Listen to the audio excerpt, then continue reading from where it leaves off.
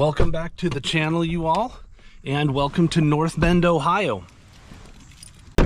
Alright, so as the title of the video suggests, today we are visiting some presidents. So here in North Bend, it's our first stop. So we're going to be checking out some Ohio presidents today. Alright, so first on our list here is William Henry Harrison. So he was born February 9th, 1773 in Charles City County, Virginia. So 1773, so it was before we were even a country. We were still controlled by Great Britain at that point. William, he died April 4th, 1841 at the age of 68.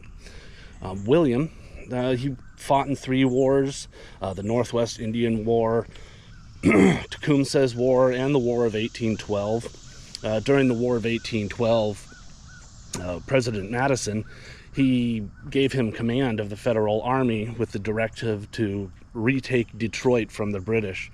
And William succeeded. He was able to, General Harrison was able to retake Detroit. After the war, William entered into politics for a little while. He served in the U.S. Congress, the U.S. Senate, and as governor of the Indiana Territories. He eventually left public life just to return to private citizenship. Unlike a lot of politicians today, he didn't accumulate any wealth really during his lifetime up to that point, and so he was just kind of living on his savings, a small pension, and an income produced by his farm. He eventually returned to public life, and he ran for president in 1836. He lost in that 1836 election to Martin Van Buren, but he ran again in 1840. In that time, in 1840, he actually won that election, and he became the 9th president of the United States. On March 4th, William gave his inaugural address in D.C. I don't know why they moved it from March to January. They usually do the inaugurals in January now in the United States, but back then they did them in March. But it was outdoors, and it was in the rain, and it was in the cold. It was also the longest inaugural address in American history. I believe it still holds the record for the longest as well. It was over 2 hours. So, William, he was a little bit older. He was, aging. He was, 68 years old. But he kind of wanted to give the impression that he was still strong and in charge and virile. And so he rode in on horseback. He didn't come in a carriage, and he didn't wear a coat, and he didn't wear a hat. So he was out there in the rain and cold for over 2 hours giving a speech, just getting soaked and freezing. So I imagine it was probably pretty impressive to the crowd at the time, but unfortunately William came down with a fever. And being outside, it wasn't unlike him or anything. He was actually pretty well known for taking walks in all kinds of really bad weather. He took daily walks in the snow, in the sleet, in the rain, in the cold, in the heat, in the humidity. It didn't really matter. He was pretty known for that. But also he wasn't always wise about it. He would come home from his walks soaking wet and cold, and he wouldn't even bother changing into dry clothes. He would just go right to work, or start reading or doing whatever else around the house that he wanted to do. So he was constantly getting sick and everything else. His immune system was probably pretty depleted. But this fever that he caught after his inaugural address, it would be his last. So after just a month of he'd get a little better, and then he'd get worse. His physicians at the time, they were using medical technology of the day, of remedies of the day, so bleeding him and doing every other manner of thing, stuff that would really either abhor a modern day physician or make them roll their eyes, as just being completely ineffective. Unfortunately, William ended up passing away a month to the day. So he passed away on April 4th. So exactly 1 month after his inauguration. So, and he was laid to rest here in North Bend, Ohio. Let's walk on up here. So probably not the record that William wanted to set, but William actually holds the record for the shortest term of an Ohio president in the history of our country. 1 month. So, but here's his tomb. We'll walk on in, take a look.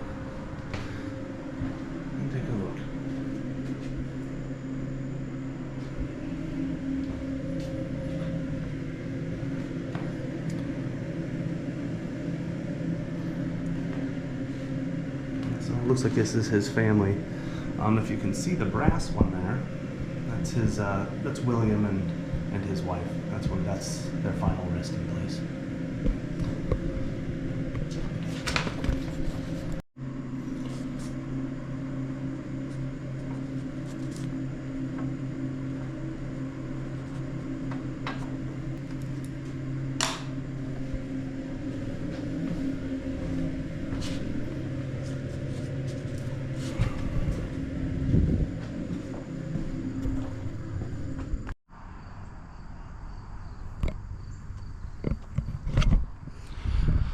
Yep, so that is the final resting place of William Henry Harrison, here, 9th President of the United States,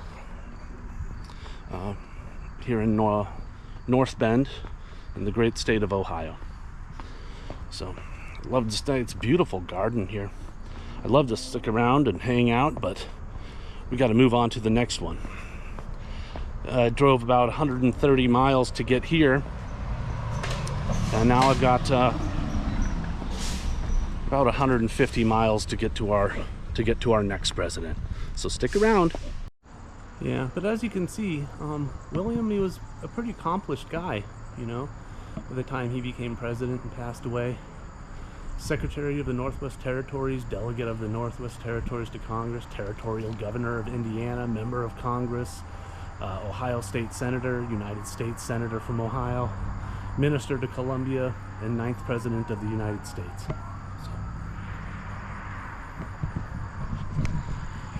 Very cool, and rest easy, William. All right, well, let's get on the road.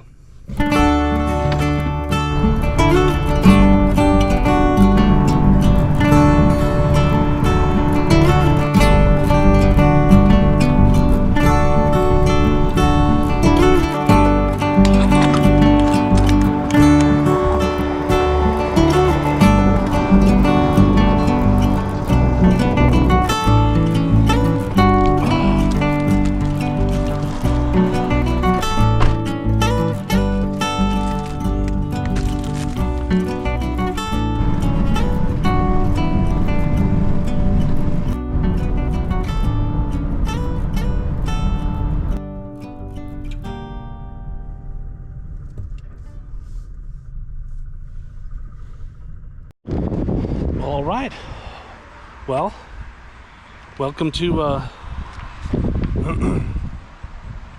welcome to Marion, Ohio.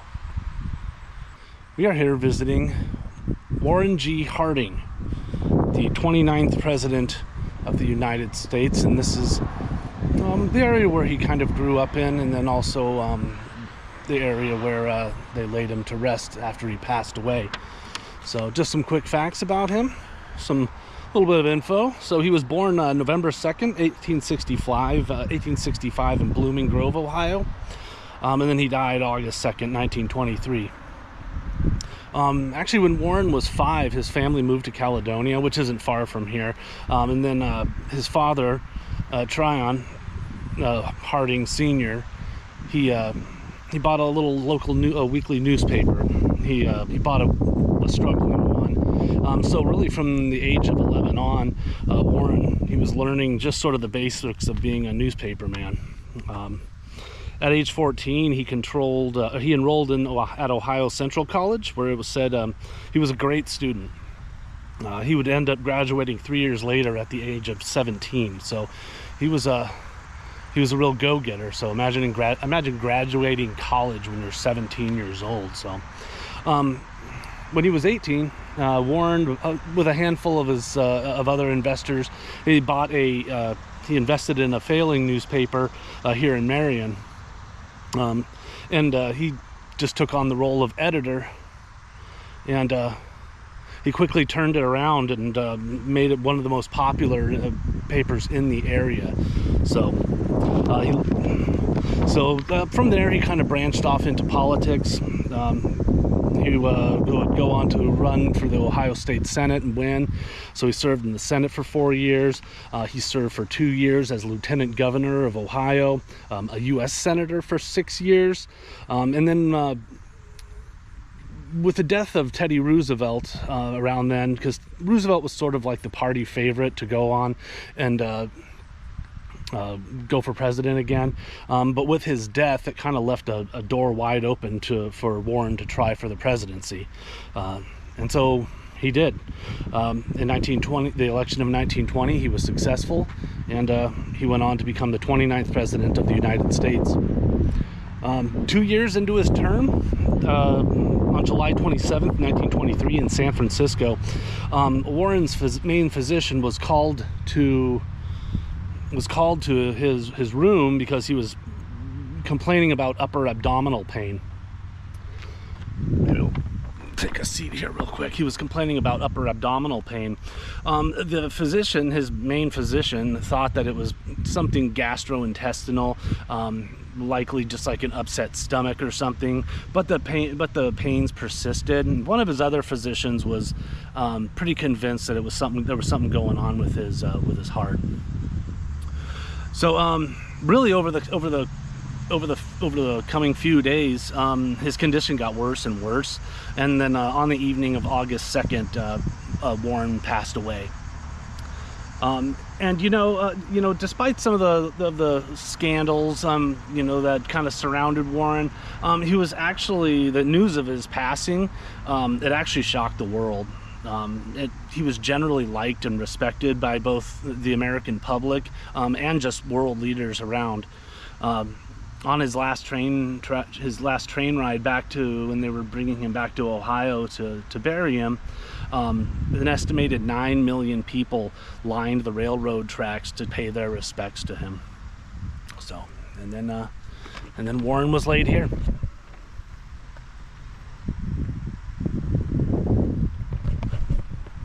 So let's head on up and take a look.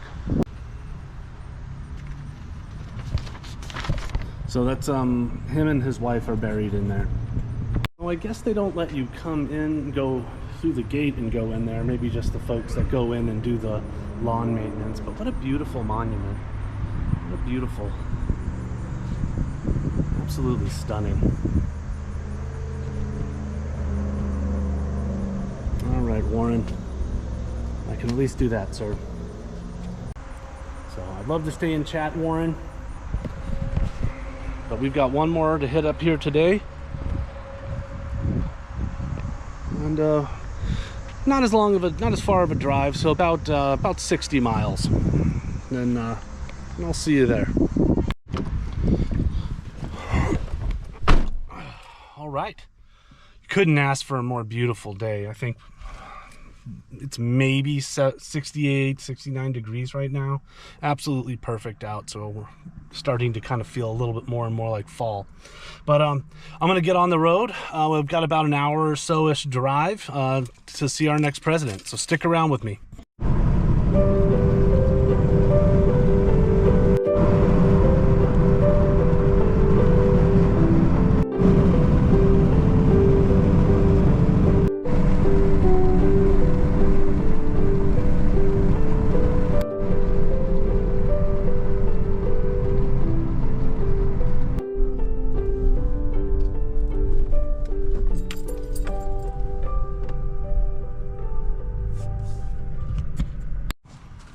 All right.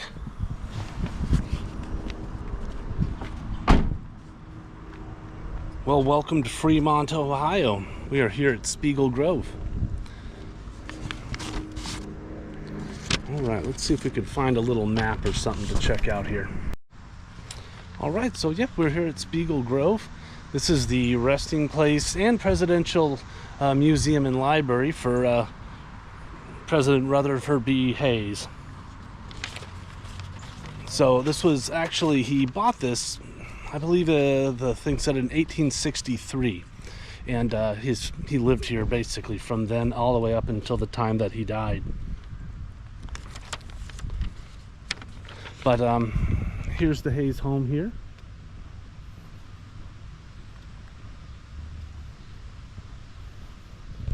So we'll do a little circuit around here. This is really nice. You can just kind of walk. It's got this great little footpath here. It's beautiful here. Absolutely beautiful. So there's a few other buildings off there. I know he's buried here, I believe, along with his wife. Originally, they were buried in the local cemetery, but then in the early 1900s, they moved him and his wife's remains here under the grounds of their home. So pretty cool. Got some folks setting up for a wedding here. All right. Well, I'm gonna find a place to sit down. And let's go over some facts about President Rutherford B. Hayes. All right, that'll work. That'll do. All right, beautiful scenery here. Absolutely beautiful. I'm pretty sure right up there is his gravesite. It's absolutely massive. They must spend a fortune on landscapers here. But anyways, let's get down to just some info about Rutherford. So he was born October 4th in Delaware, Ohio. That's actually just a little bit north of Columbus, so not too far away. And then he died January 17th, 1893 here in Fremont, Ohio. He was 70 years old, which is pretty well, that's a ripe old age in the late 1800s. He served in the U.S. Congress. He served as governor of Ohio, and then as the 19th president of the United States. So he was a brigadier general during the Civil War, and he was actually really well known for his bravery. He was seriously wounded 5 times during over the course of the war. He received his law degree from Harvard, and he was known as a staunch abolitionist he defended refugee slaves in court proceedings. So he made it a point to do that. So he was he was just a stand-up guy in that regard. And this is back when being an abolitionist was not an easy thing to be. It could easily make you into some kind of social pariah. A lot of people it was a small circle to run in at this time. His administration was heavily influenced by his belief in meritocracy. He believed in equal treatment without regard to wealth, social standing, or race. So if you were a capable person, it didn't matter what color you are or where you came from, he would be considering you. One of the defining moments of his events of his presidency was the Great Railroad Strike of 1877, and he resolved that by calling in the U.S. Army against the striking railroad workers. It remains the deadliest conflict between workers and strike breakers in American history. So a little bit of a stain on his presidency there. He declined, when re-election was coming up, he declined to seek re-election in 1880, and then he left office in 1881. He settled at his home here at Spiegel Grove, so we just walked around that house there. So that was his main residence here at Spiegel. He settled here. He was actually, I guess, really happy to hear that his fellow Ohioan, James Garfield, out of Cleveland, had succeeded him in the presidency. So he really thought that Garfield was a good choice, and that he was going to carry on sort of the things, the programs that Hayes had started. In 1889, Rutherford's wife Lucy passed away. Apparently, it really it was a real blow to him. He was greatly saddened by it. When she died, he wrote in his diary that the soul has left Spiegel Grove. But, you know, he was a resilient character. He was a resilient man. And so, you know, he found joy in spending the remainder of his years with his children and his grandchildren. Rutherford, he passed away on January 17th, 1893 from complications from a heart attack. So he was 70 years old. His last words were, "I know that I'm going where Lucy is." And I mentioned it already. You know, he was originally interred in the local cemetery, and then they reinterred him here in 1915. So let's go take a look at his final resting place.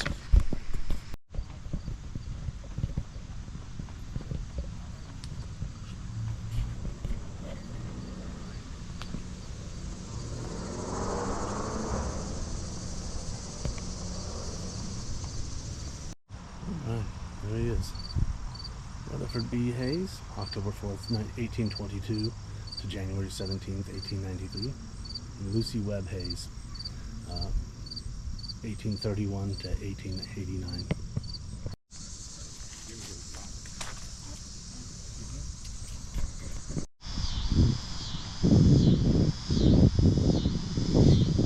Lovely area here. It's just a really cool little walking path.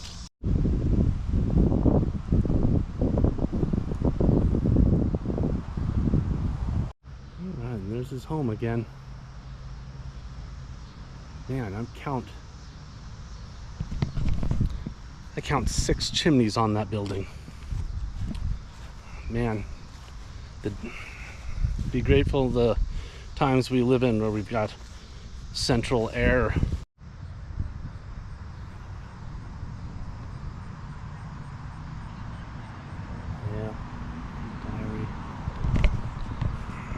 It's a diary entry from Rutherford.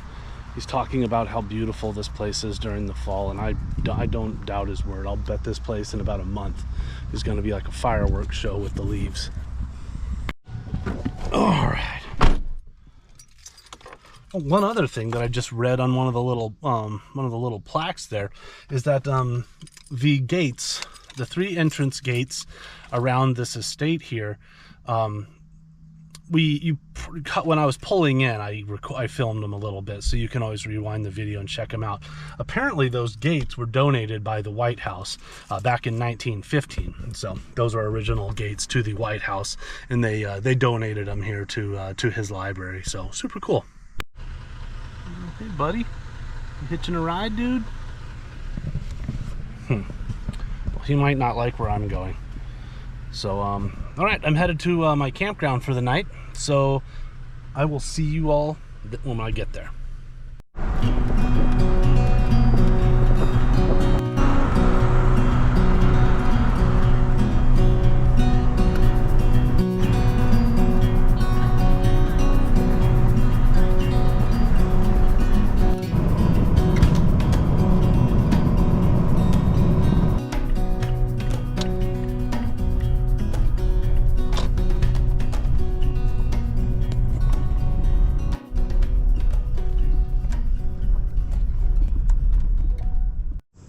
All right, well, we've arrived. All right, folks, well, full disclosure, I just got this tent that I'm about to put up, and I've never put it up before. I just got it yesterday, and I didn't have time to actually, you know, test it out or anything. So this is probably going to be a bit of a struggle.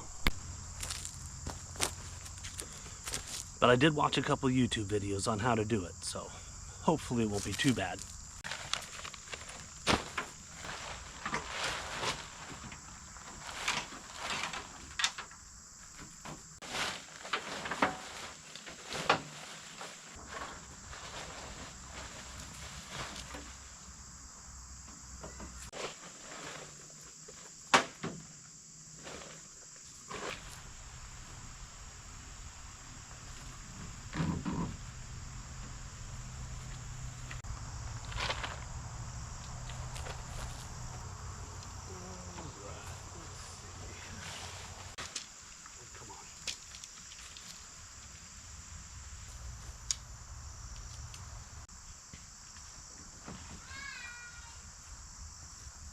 Hi.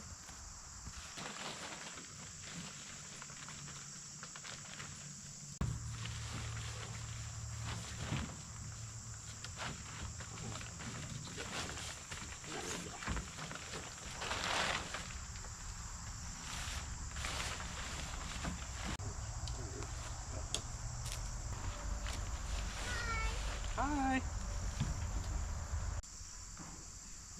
That one go.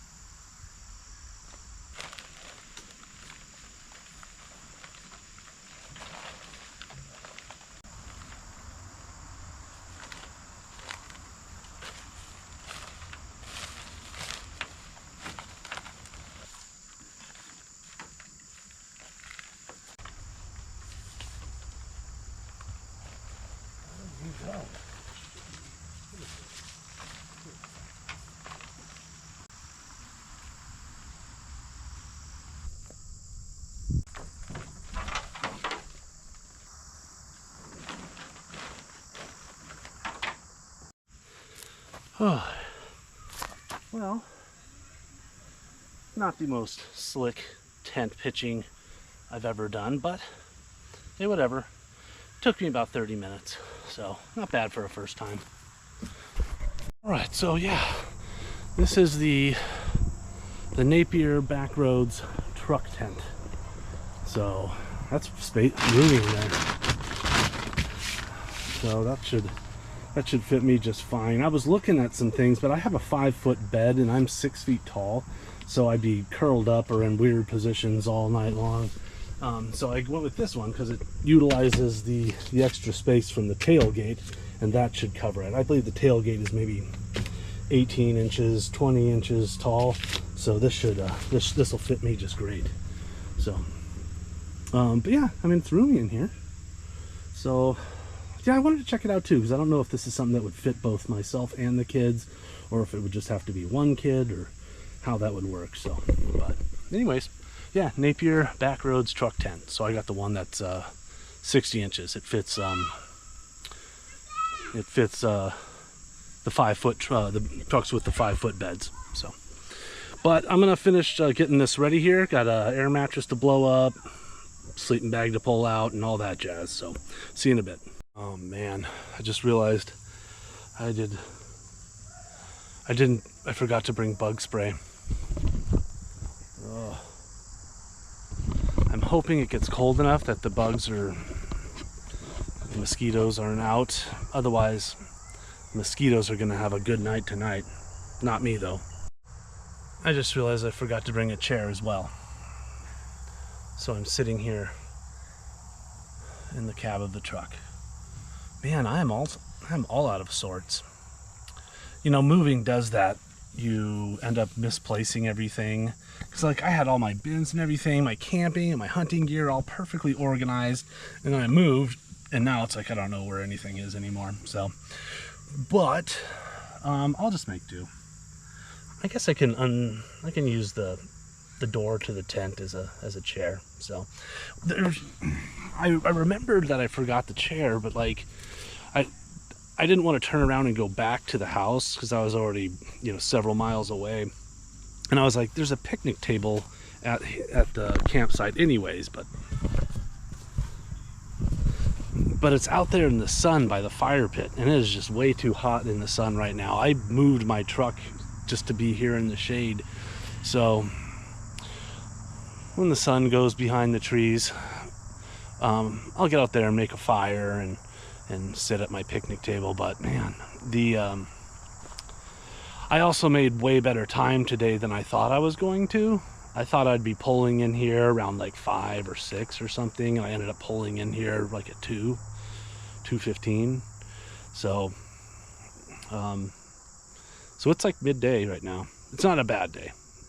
It's not super bloody. It's not super hot, but it is it's a little warm for a fire though.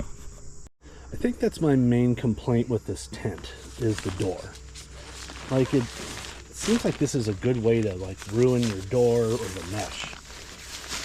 that it folds. Like, I'd rather it unzip at the bottom and over the top and like be like a flap, you know, like a regular doorway. This is kind of weird. That, and it's fighting gravity the whole time you're trying to zip it up, so it like makes it hard and it's constantly getting caught and everything. Whereas if it were just along the bottom, you just unzip it, you know, unzip it and then crawl in and zip it back up. This is weird though, and there's no bottom zipper, so yeah, it's not even a me thing. There's no bottom zipper. So otherwise it's really nice. I like it.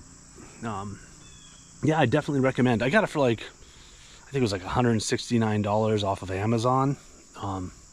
But I really like it, and it had good reviews, and even the videos that I watched of the people using it, one guy's been using it for like years, and it served him great. Never a tear, never gave in on him. Good, you know, it comes with a rain fly, so I'm not going to put it on just because there's no chance of rain. It's a clear sky out, but yeah, great reviews, and it's not an expensive tent by any means. So I'm just going to leave this open for now, and I'll just hope that the bugs don't find me. So I am right under a black walnut tree. Oh, and there's a lot of them. All right, well, they shouldn't be falling too badly yet, so hopefully. This one fell off, landed near almost on my foot. Well, enjoy, squirrels. All right, so it's Labor Day weekend, so there's a lot of people at this campsite. Here's what I'm going to tell you, parents, okay? Give your kids a break. Don't just like sitting around staring at the sky or trees or whatever like you do. Kids have a lot of energy. They need to run. They need to do weird things. And don't start screaming at them in the middle of a campsite. You know, they're little. Extend grace to your children. Now, there's times to say, hey, you need to quiet down when it's like a quiet time, you know, whether it's during a prayer at dinner or something like that. Yeah, your kids shouldn't be screaming and stuff.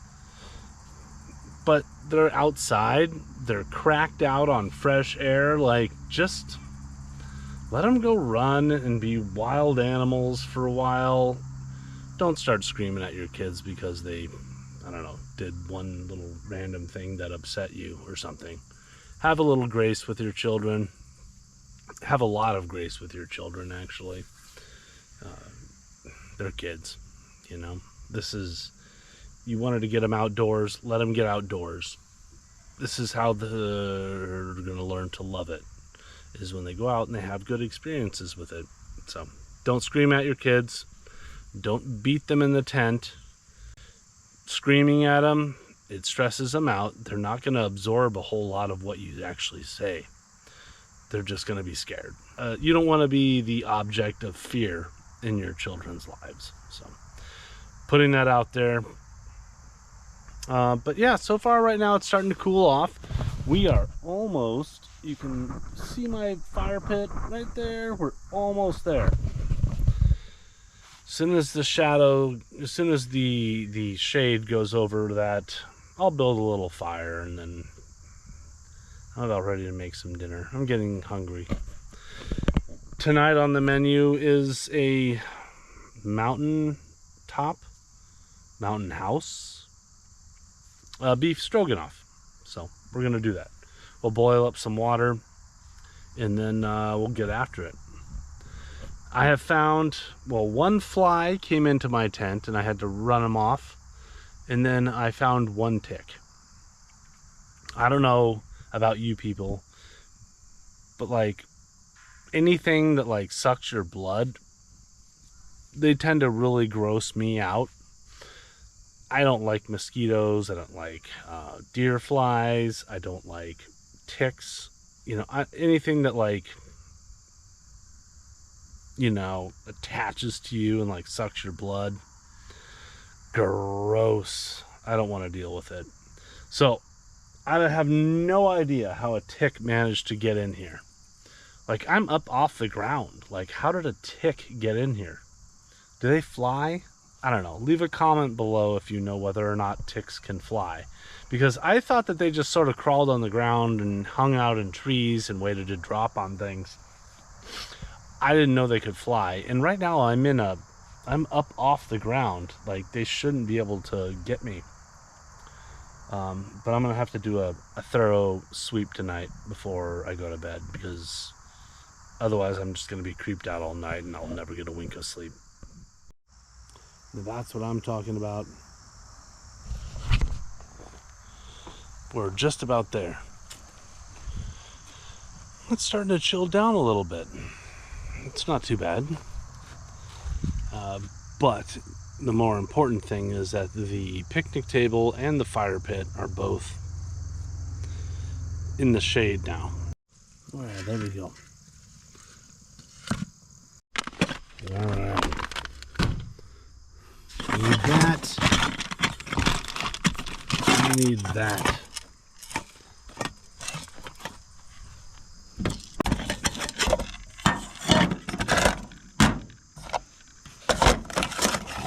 I did have a knife. Heaven forbid you use a weed whacker. But the fire's gone, at least.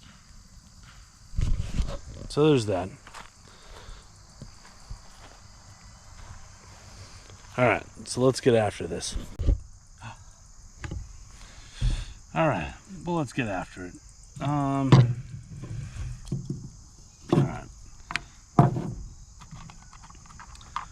This little stove is probably the best thing out there right now.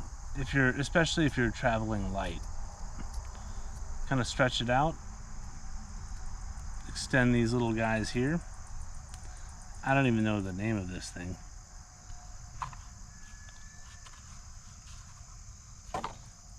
And that's how cool they are. They don't even care that you know their name.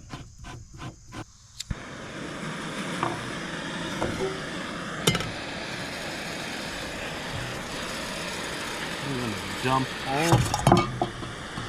Whoops.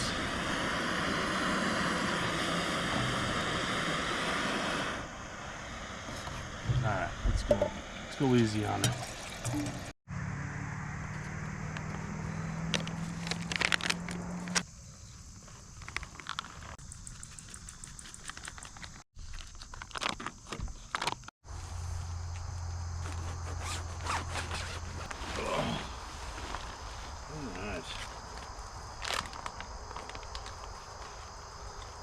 Dude, I don't care what form it comes in.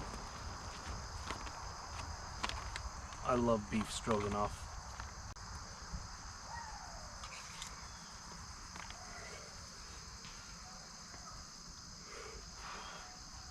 Oh, hot.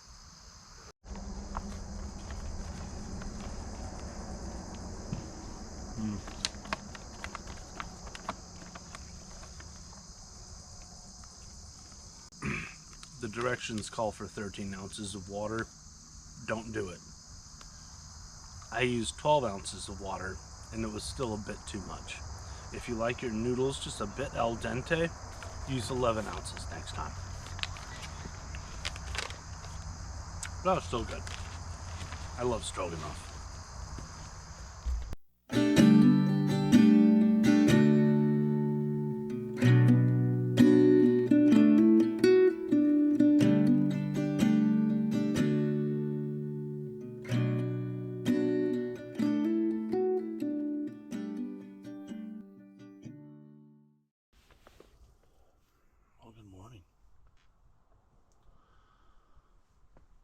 It's about 6:30. I can kind of start seeing the sun peeking through, starting to come up. No, it was a good night's sleep. But yeah, no, I stayed warm. I didn't overheat. I wasn't too warm. It wasn't ever cold. So, but I'm gonna start getting up and around and start getting everything kind of situated. Could use a cup of coffee.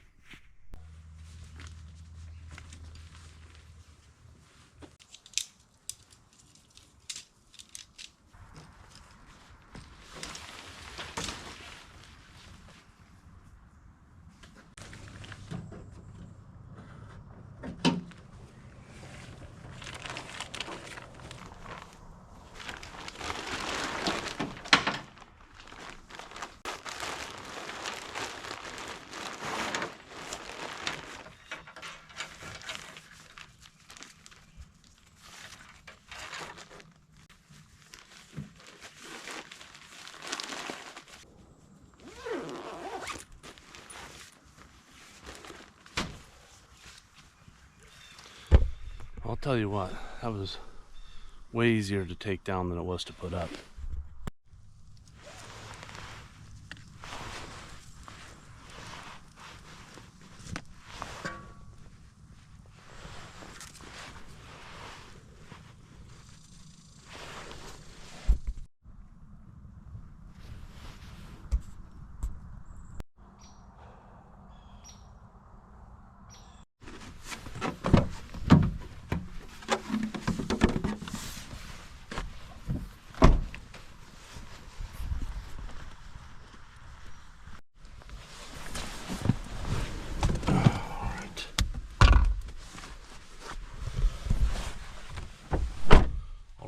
Well, we've got the campfire out, campsite cleaned up, did a last sweep, make sure we didn't leave anything behind. Let's get on the road.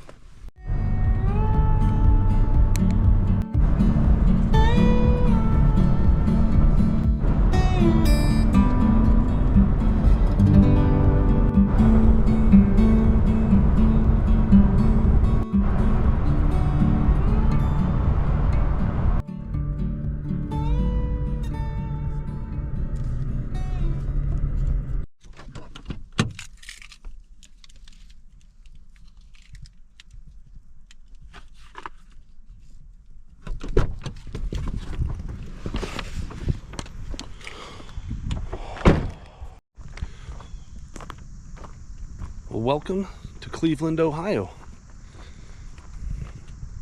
So, next up on our list here in Cleveland is James A. Garfield.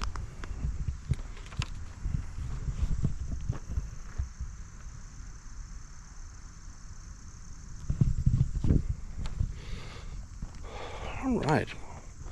Well, let's sit down and we'll go over some tidbits about President Garfield. All right, so James Garfield. So he was born November 19th, 1831 in Moreland Hills, Ohio. And he died September 19th, 1881 at the age of 49. So, yes, Garfield, it's not just a comic book cat. And for whatever reason, I always kind of liked Garfield. I don't know. Like, if you go back and look at the picture of him, he's just got this kind face. I don't know. So, my personal opinion. But anyways, so he served in the Ohio Senate. He served in the U.S. Congress. And he was a major general in the Union Army during the Civil War. And then, of course, he served as President of the United States. You know, in Garfield, he started off a lot like Abraham Lincoln. He was born in a log cabin in Moreland Hills, Ohio. His father died when he was only 2 years old, so he and his mother and his siblings, they lived in like complete poverty. Since, you know, he was poor and fatherless, he was mocked a lot growing up by his peers. He actually, over time, years of that, he got really sensitive to any kind of slight, and that was throughout his entire life. So he was kind of an outcast, really, amongst other kids. So what he did is he turned to reading, and he read a lot. Everything he could get his hands on, he read. When he was 16, he actually left home to find work in Cleveland, and he ended up working on a canal boat. He tended to the mules on a canal boat. So I don't know if you ever know, but like those old school canal boats, they would actually pull them with mules on shore. So and Garfield took care of the mules. When he was 17, he did that for about a year. When he was 17, he got himself enrolled in a seminary school, and that's actually where he spent the next 2 years there. He also met his wife there at seminary school as well, his wife Lucretia. When he left seminary, he just kind of worked some odd jobs to pay his own way through college, and he ended up at Hiram College, and then he eventually he transferred and graduated from Williams College. So, after he graduated from Williams, he actually returned to Hiram College to teach, and he was eventually made its principal. And during that time, he also became a pretty staunch abolitionist. So he was he didn't really think much of it, but then once he started teaching, he fell into that circle of hardcore abolitionists.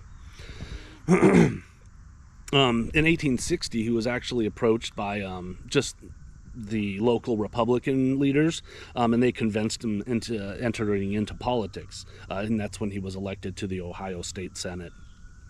When the Civil War broke out in 1861, Garfield left the Senate, and he just joined the Union Army.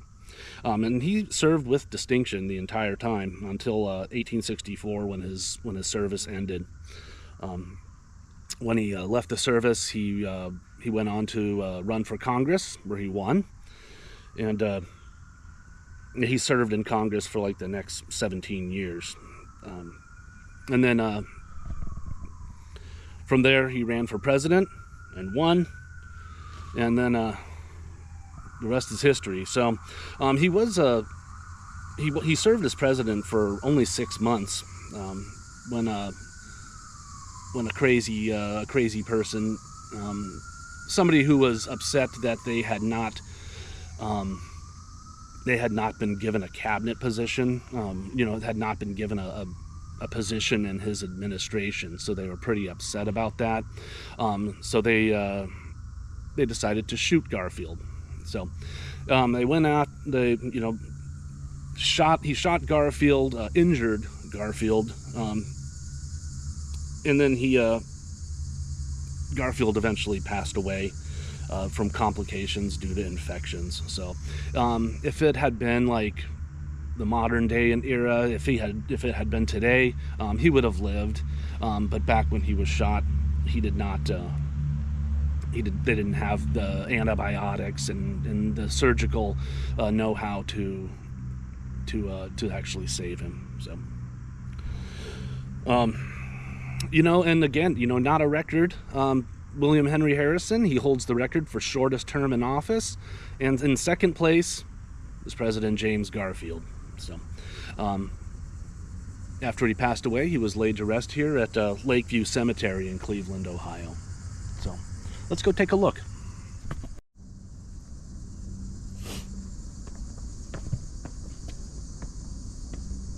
It's an absolutely stunning monument.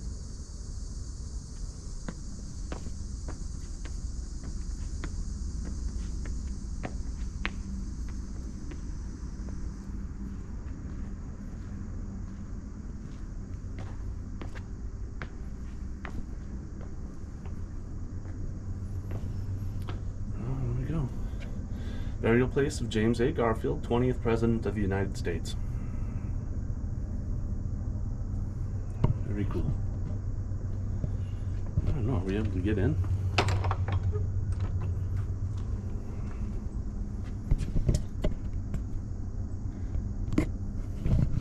I don't think you can actually go in. So, I think this is also his family cemetery. Rest easy, Mr. President. Very neat. Let's see if I can't get a picture of this. Super beautiful monument. Yeah. Nice little walking path around it. Looks like acorns are in season. Very neat. I'll also have to swipe a couple. Lennon loves acorns for some reason. There is something just always so peaceful about cemeteries. I like they have all these sculptures. You can kind of see them right up there, of him in the Senate, of him in the presidency. There was another one. There was another one where he was like he was in the White House, and then another one where he was like on horseback, during the Civil War. So, super cool. All right, well, let's get a move on. We got about an hour and a half drive to our next stop. So, I'll see you there.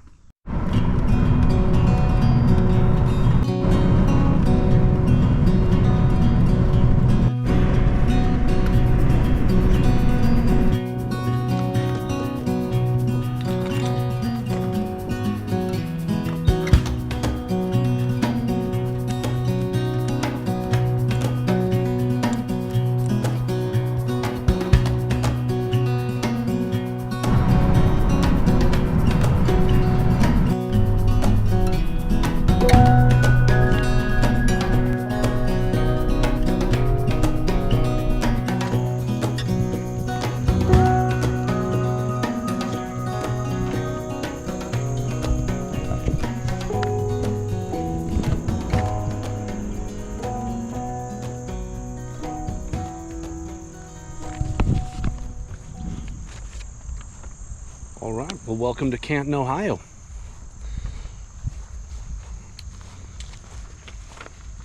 So this is our last stop. This is our last president. So we're visiting William McKinley. So some quick info about McKinley. So he was the 25th president of the United States. I'm going to find a shady spot here. He was born January 29th, 1843 in Niles, Ohio, and then he died September 14th, 1901, at the age of 58. So, in 1852, William's family moved from Niles to Poland, Ohio, so the children could attend a better school. William ended up graduating from Poland Seminary in 1859, and in the following year, he enrolled at Allegheny College in Pennsylvania. At the outbreak of the Civil War, William enlisted in the Union Army, and during the conflict, he would eventually be promoted all the way up to major. So he enlisted, and then he served with such distinction that he ended up getting promoted, getting commissioned, and then being promoted all the way up to major. And that's quite a feat. At the war's end in 1865, William decided to pursue a career in law. So he enrolled in Albany Law School in New York. And then after graduating, he was accepted into the Ohio Bar in 1867. And he went on to practice law until 1855, when he ran for a congressional seat and won.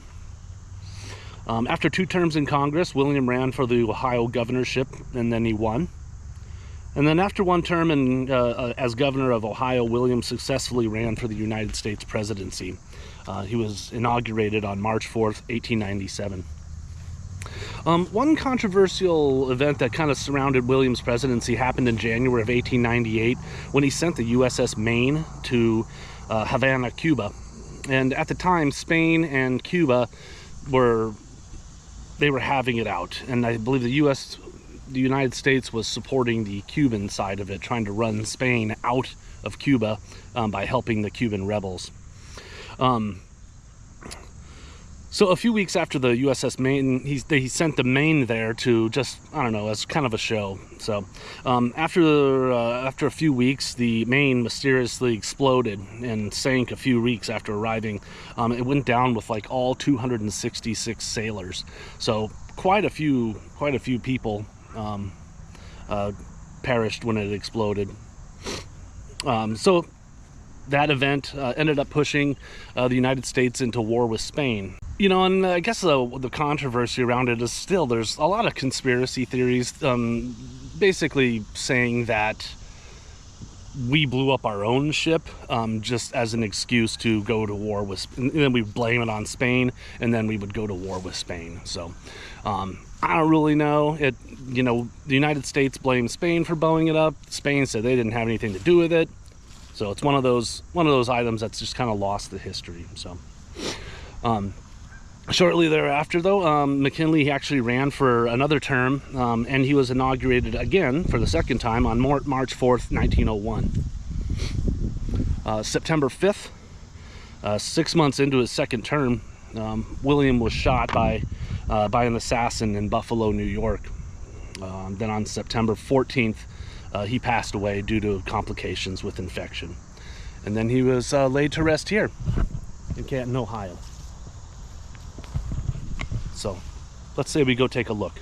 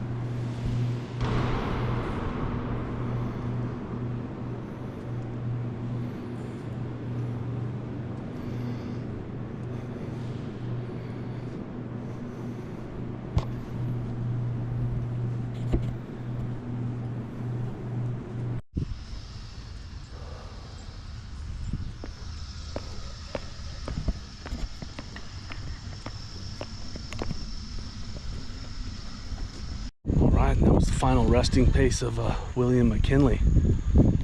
So I didn't do any talking in there because they have signs up saying, you know, be respectful, stay quiet. But man, going into that dome, it was pretty wild. When the door shuts behind you, it's just like it makes a clunking noise, and then it echoes all throughout that dome. So, but pretty cool. So, but rest easy, President. So, well, I've got one other stop to make on our way. It's not a president, but let's go. I'm gonna go find another shady spot, and we're gonna kind of go over a handful of honorable mentions. This is a nice shady spot here. So yeah, I mentioned honorable mentions. So these 5, or I guess 4, William Henry Harrison, our first stop, he was actually born in Virginia. The other 4 were born in Ohio, but there's actually 3 more presidents that were born in Ohio. They just aren't buried in Ohio. That's why it is why they call Ohio the mother of presidents. So the first one, Ulysses S. Grant. So you know, he doesn't really need an introduction all that much, but the name speaks for itself. So 18th president of the United States. He was born April 27th, 1822 in Point Pleasant, Ohio. And then he died July 23rd, 1885. He was 63 years old. But he's the hero of the Civil War. So regardless of whatever you think, he is what brought that war to a close. He pretty much introduced the concept of total war, and just kind of burned through the Confederacy, cutting off supply lines. He promoted capable generals, and didn't tolerate failure from really anybody, and that ended up, you know, bringing the Confederacy and the Civil War to a close. He took the surrender of Robert E. Lee's surrender at Appomattox Courthouse, effectively ending the war in 1865. So that's Ulysses S. Grant. Second up is Benjamin Harrison. So he was the 23rd president of the United States. He was born on August 20th, 1833 in North Bend, Ohio. So again, that was our first stop where William Henry Harrison is buried. And then he died March 13th, 1901 at age 67. He was a brigadier general during the Civil War, and he's actually buried in Indianapolis, Indiana. And then, as I've just mentioned, he's the grandson of President William Henry Harrison. So that was our first stop there in North Bend. Yes, Benjamin's buried in Indianapolis. He was Ohio born and raised, but he ended up in Indianapolis somehow. So. Third and last but not least, William Howard Taft. So he was the 27th president of the United States. He was born September 15th, 1857 in Cincinnati, Ohio. And then he died March 8th, 1930 at the age of 72. You know, Taft was known as the heaviest president, being 5'11" and 345 pounds when he left office. When his presidency was over. He ended up starting a fitness regime that helped him drop 100 pounds. He went from 340 to 240. So, you know, for the time, you know, they didn't have fad diets and anything back then. He just talked to, you know, his physician, and his physician just made him exercise and basically cut calories, you know, calorie count, or however they did it in those days. So he dropped 100 pounds. Really cool thing about Taft is he is the only United States president to ever serve as president of the United States and a Supreme Court justice. So, and it wasn't even as you'd think. Like, he served as president. When he left the presidency, he kind of went into retirement for a little while, but then he was appointed to the Supreme Court, and he went and served pretty much all the way up until the time that he died. But President Taft, or Chief Justice, Justice Taft, he's actually buried in Arlington National Cemetery in Virginia. He's the first president to ever be interred there, and he's only one of 2, the other president being John F. Kennedy. So, but those are my notable mentions. So we're almost tied with Virginia for the most presidents to come from a state. If, say, Vivek Ramaswamy had been elected in 2024, that would have tied us with Virginia for most presidents. If say J.D. Vance ends up running in 2028 and winning, we'll be tied with Virginia for most presidents. So, but we have one more stop to do, folks, on our way home, and then yeah, it'll be time to get home and take a shower and start editing.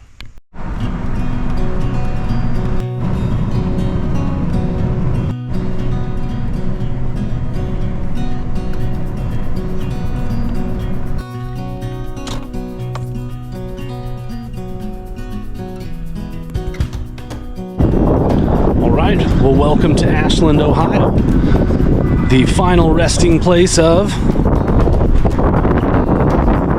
Grandpa's Cheese Barn. Oh, that's right, folks. No road trip up north is complete without stopping by Grandpa's Cheese Barn. So I'm going to need both my hands, so I'm not going to bring the camera inside with me, but I'll show you what I come away with. All right, folks, well, I just got out of the cheese barn, and oh man, I could live in that place. I always spend way too much money, but whatever. It's so good, everything they have there. So anyways, I'll show you what I got. All right, so I got some sweet molasses barbecue sauce, some hot and sharp German mustard,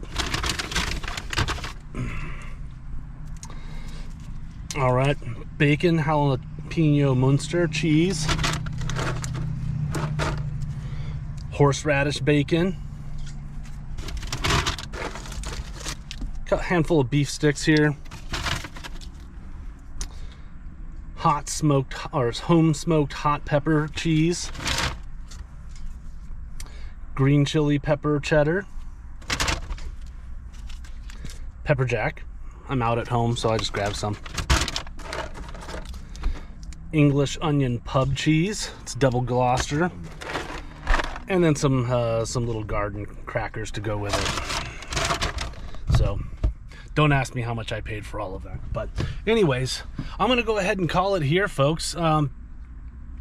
As always, I appreciate you watching these videos.